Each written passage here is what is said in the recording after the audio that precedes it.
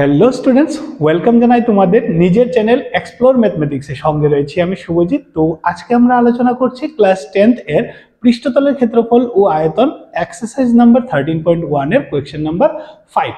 ওকে, এর আগের যে কোয়েশ্চেনগুলো রয়েছে আমি সবগুলোই সলভ করে দিয়েছি উইথ অ্যানিমেশন। তোমরা অবশ্যই গিয়ে প্লেলিস্টে গিয়ে চেক করে নেবে, ঠিক আছে? তো দেখো কি বলেছে এই কোয়েশ্চেনটাতে, দেখি আমরা।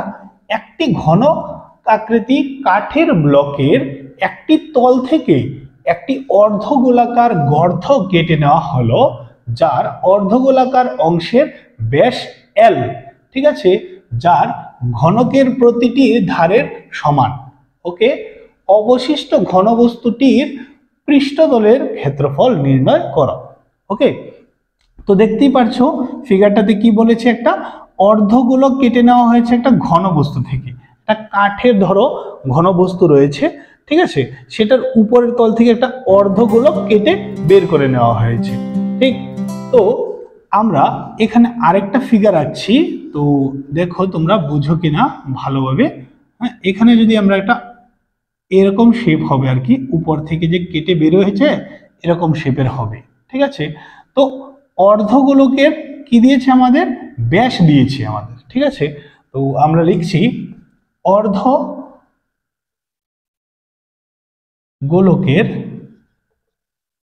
ব্যাস কি দিয়েছে আমাদের, L একক। ওকে, এবং অর্ধ গোলকের ব্যাসার্ধ তাহলে কি হয়ে যাবে, আমরা জানি কি প্রত্যেক ক্ষেত্রেই আমাদের ব্যাসার্ধ বের করতে লাগে। তো ব্যাসার্ধ, ব্যাস যদি পুরোটা হয় ব্যাসার্ধ হয়ে যাবে অর্ধেকটা, অর্থাৎ L/2, ঠিক আছে, একক। ক্লিয়ার সবাই? তো এখন দেখো আরেকটা কথা বলেছে কি, এই যে ঘনবস্তুটা তার প্রত্যেকটা বাহু বা ধার ও L একক করেই হবে, ঠিক আছে। দৈর্ঘ্য প্রস্থ উচ্চতা যাই বুঝি আমরা সবগুলোই L একক করেই হবে। তো আমাদের কি করতে হবে, প্রথমে কি করতে হবে, আমাদের এই যে ঘনবস্তুটা রয়েছে সেটা সমগ্র তলের ক্ষেত্রফল বের করে নিতে হবে, ঠিক আছে। তো সমগ্র তলের ক্ষেত্রফল বের করার পরে কি করতে হবে, উপর থেকে এই যে বৃত্তাকার অংশটা কেটে বের হয়েছে, তো এই জায়গাটা তো খালি হয়ে যাবে না। তো এই কারণে এই অর্ধ বৃত্তাকার যে বৃত্তের উপরের জায়গাটা এটা মাইনাস করতে হবে, যেটা একটা বৃত্ত শেপ ধারণ করবে উপরে, ঠিক আছে। এবং কি করতে হবে, নিচে দেখবে কি এরকম একটা গর্ত হয়ে গিয়েছে। তো এই গর্তটা কি করব আমরা, তোমাদের কি মনে হয় এই গর্তটা মাইনাস করব না প্লাস করব বলো? তো অনেকের মনে হতে পারে কি এটা বেরিয়ে গিয়েছে, কেটে বের করে নিয়েছে তাই এটা মাইনাস হবে। অ্যাকচুয়ালি না, এই গর্তটা হওয়াতে তো গর্তটা নতুন একটা গর্ত পেয়েছি আমরা এখানে, ঠিক না? তো এই গর্তটাও কি হবে আমাদের, হ্যাঁ, ঘনবস্তুর পৃষ্ঠতলের সাথে অ্যাড হয়ে যাবে, ঠিক আছে। কনসেপ্টটা বুঝতে পেরেছো? তো চলো আমরা করি। আমরা একবারে ডাইরেক্টলি লিখব সহজভাবে যে অবশিষ্ট ঘনবস্তুর পৃষ্ঠতলের ক্ষেত্রফল। ওকে, কি হয়ে যাবে দেখো, স্টেপ বাই স্টেপ আমি লিখছি। হ্যাঁ, যে প্রথমে আমাদের কি করতে হবে, ঘনবস্তুর সমগ্র তলের ক্ষেত্রফল বের করতে হবে।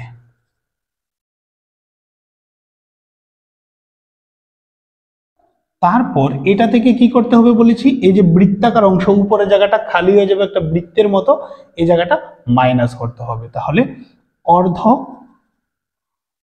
গোলকের উপরের তলের ক্ষেত্রফল আমাদের কি করতে হবে, মাইনাস করতে হবে, ঠিক আছে। এবং আমাদের কি করতে হবে, প্লাস করতে হবে এই যে অর্ধগোলকটা এখানে যেটা গর্ত সৃষ্টি করেছে সেইটা। আশা করি তোমরা বুঝতে পেরেছো। কি করতে হবে, অর্ধ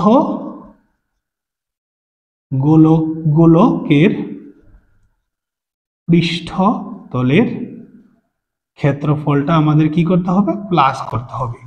অনেকের মনে হতে পারে এটা মাইনাস, কিন্তু না, এখানে যখন খাসটা তৈরি হয়েছে তো খাসটা তো রয়েছে, আমাদের তো বলেছে সবগুলো তলের বের করতে হবে ঘনবস্তু, তো এটাও তো একটা তল সৃষ্টি হয়েছে, তো সেই তলটা তাই প্লাস হয়ে গিয়েছে। ওকে, তো ঘনবস্তু সমগ্র তলের ক্ষেত্রফলের সূত্র হচ্ছে কি 6 হ্যাঁ ইন্টু বাহু স্কোয়ার। তো এই ক্ষেত্রে বাহু কত দিয়েছে আমাদের এল, তাই আমি এল স্কোয়ার লিখলাম। ওকে, মাইনাস কি হবে অর্ধ গোলকের উপরিতলের ক্ষেত্রফল।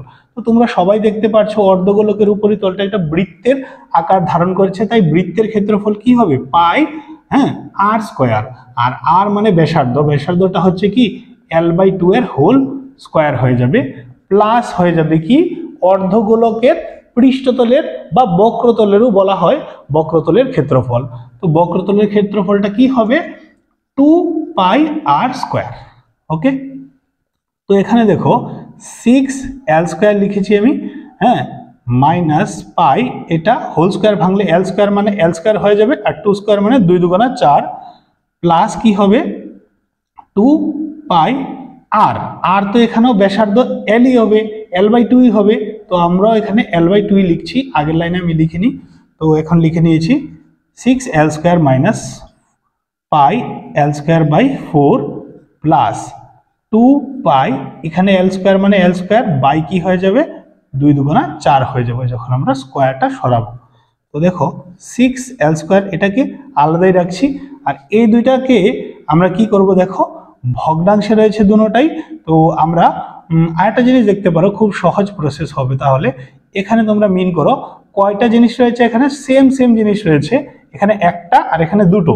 তো প্লাসে মাইনাসে মাইনাস, এক দুটো থেকে একটা চলে গেলে কতটা থাকবে, আর একটাই থাকবে, কি থাকবে একটা পাই হ্যাঁ l²/4। আশা করি বুঝতে পেরেছো। তো এই দুইটার মধ্যে বড় কোনটা, অবশ্যই এটা চিহ্ন কি প্লাস, তো আমরা প্লাস দিয়ে দেব। ওকে, আর এখান থেকে আমরা এখন কি কমন নিতে পারি, এখান থেকে আমরা কমন নেব। তো কমন নিলে আমরা নিতে পারি এলস বা লসাগু নিয়ে নিই আমরা। এখানে কত রয়েছে 1, এটা নিচে 1 রয়েছে, তো 4 আর 1 এর লসাগু কত হবে 4 হবে।